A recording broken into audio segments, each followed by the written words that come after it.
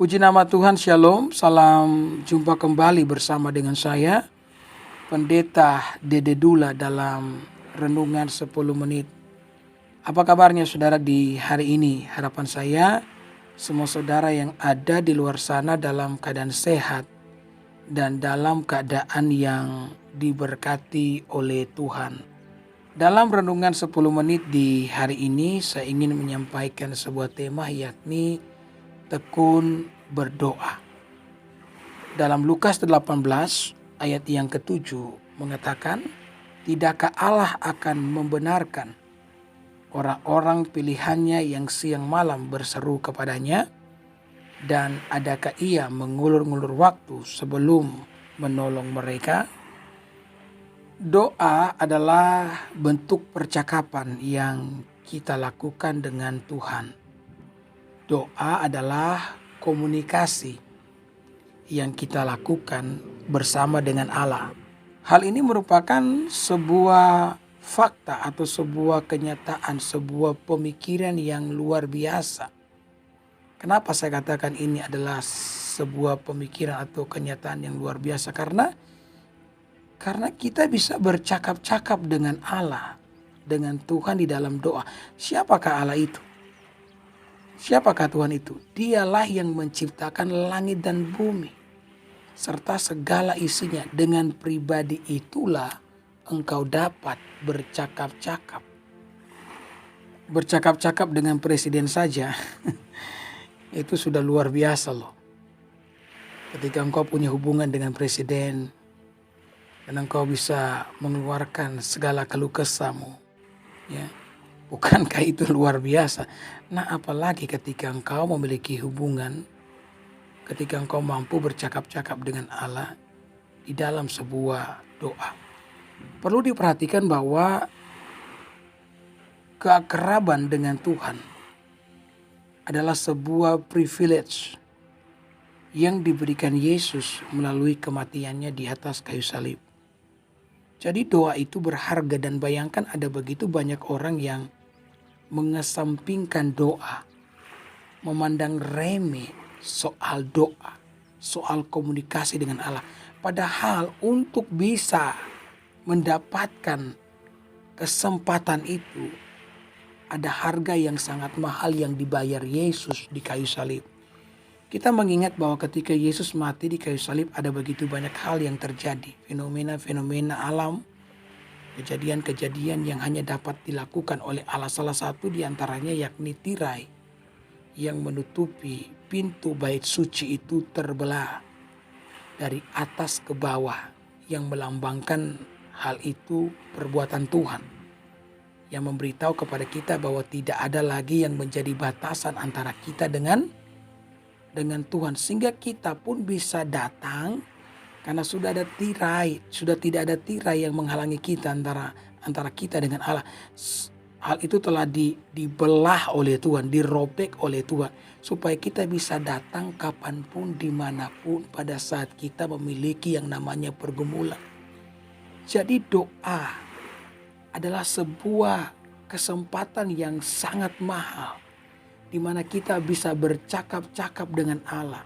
Dan hal itu terjadi oleh karena apa yang telah Yesus lakukan bagi kita. Jadi harganya itu darah daripada Yesus itu sendiri. Maka jangan pernah membuang kesempatan ini. Jangan pernah memandang remeh dengan doa. Ketika Yesus telah berjuang untuk kita, maka seharusnya kita menggunakan itu untuk kebaikan saya dan saudara. Kenapa Yesus sampai berjuang begitu mati-matian? Agar hubungan kita dengan Bapa itu dipulihkan. Agar kita bisa berdoa kapanpun, dimanapun, pada saat kita membutuhkan Dia. Karena Yesus tahu bahwa hal ini sangat-sangat penting.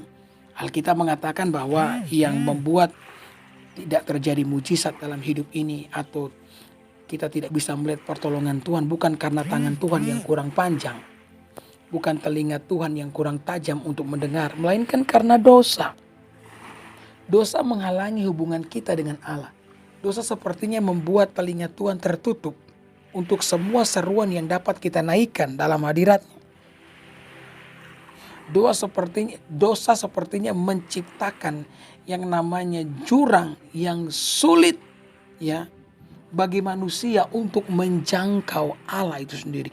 Nah, dengan matinya Yesus di kayu salib, dengan tertumpah darahnya yang mahal, maka hubungan yang telah rusak akibat daripada dosa mengalami sebuah pemulihan.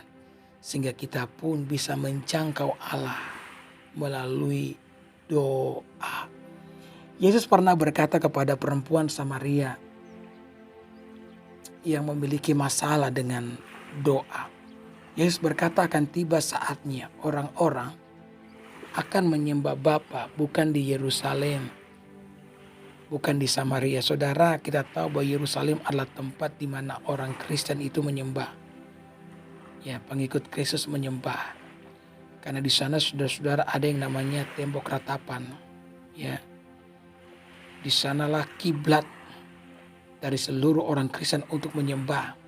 Tetapi ketika Yesus telah mati di kayu salib, maka saudara-saudara, kita tidak perlu lagi pergi ke Yerusalem untuk bisa berdoa.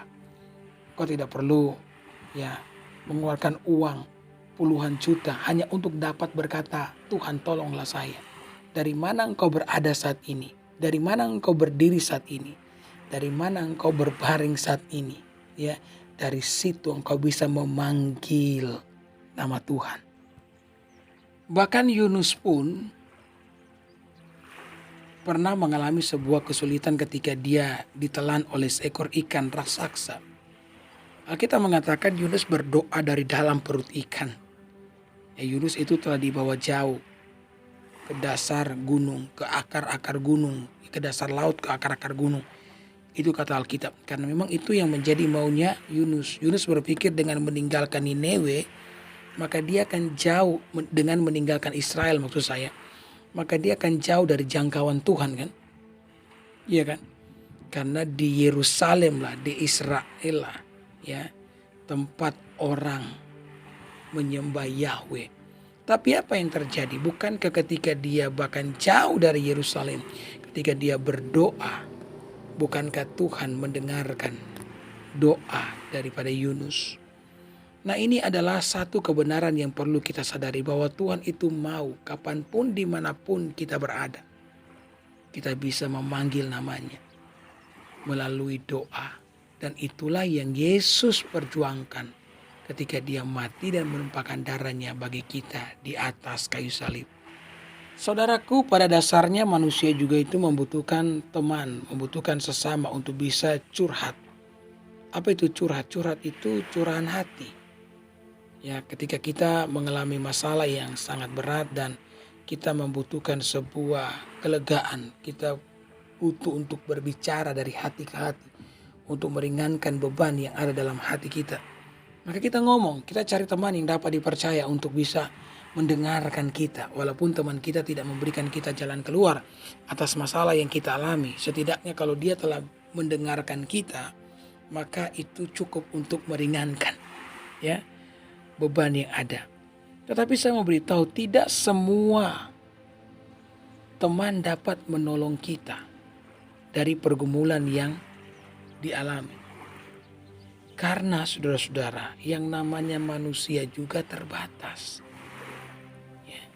Mungkin teman-teman kita mau menolong kita, tapi mereka tidak berdaya. Karena mereka tahu engkau sementara menghadapi pergumulan yang sangat berat. Atau bahkan ada teman-teman yang mau menolong, tapi mereka tidak mau melakukannya dengan berbagai macam alasan. Maka pada saat yang seperti itu, hati mata kita terarahkan kepada pribadi yang lebih kuat dan lebih besar daripada manusia, yakni Tuhan itu sendiri. Itulah sebabnya kita membutuhkan yang namanya doa. Karena berdoa membuat kita terhubung dengan pribadi yang mampu menolong kita, mampu mengeluarkan kita dari semua jeratan kehidupan itu sendiri. Maka saudaraku, bertekunlah di dalam doa. Karena apapun yang menjadi pergumulanmu, engkau perlu bersyukur karena di sana ada doa. Sebuah fasilitas rohani yang Allah berikan kepada kita untuk kita bisa bercakap-cakap dengan Allah, menerima kuasa Allah dan mengalami pemulihan di tengah-tengah kehidupan setiap kita. Amin.